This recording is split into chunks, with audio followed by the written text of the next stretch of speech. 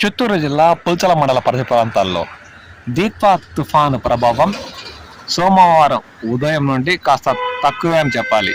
కానీ మధ్యాహ్నం 1 గంట తర్వాత చినుకులతో కూడిన వర్షం మొదలైంది.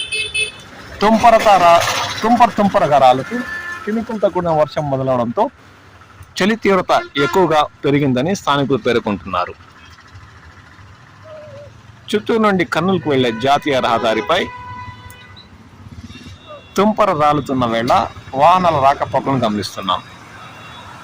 దీత్వా తుఫానుతో ఇప్పటికే చిత్తూరు జిల్లాలోని పాఠశాలలకు సెలవు ప్రకటించిన విషయం తెలిసిందే. తుఫాన్ ప్రభావంతో గత 3 రోజులుగా పుల్చల మండలం మరియు పరిసర ప్రాంతాల్లోని గ్రామాల్లో చలి తీవ్రత అధికంగా ఉందని స్థానికులు వాపోతున్నారు.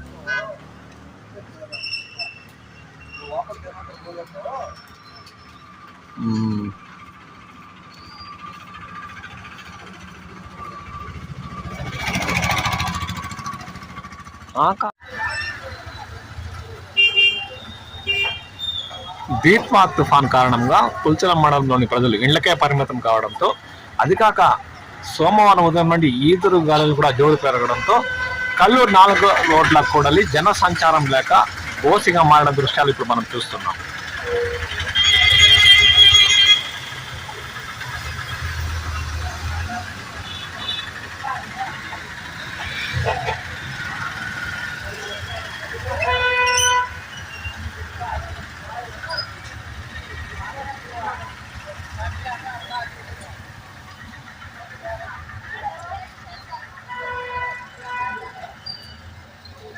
ఈ రోజు రాత్రిలోగా దీత్వా తుఫాన్ తీరం దాటే అవకాశం ఉందని వాతావరణ శాఖ ఇప్పటికే పేర్కొంది. దీంతో చిత్తూరు జిల్లా పరిధిలో అక్కడక్కడ మోస్తారుపాటు నుండి భారీ వర్షాలు కూడా కురిసే అవకాశం ఉందని వారు పేర్కొన్నారు.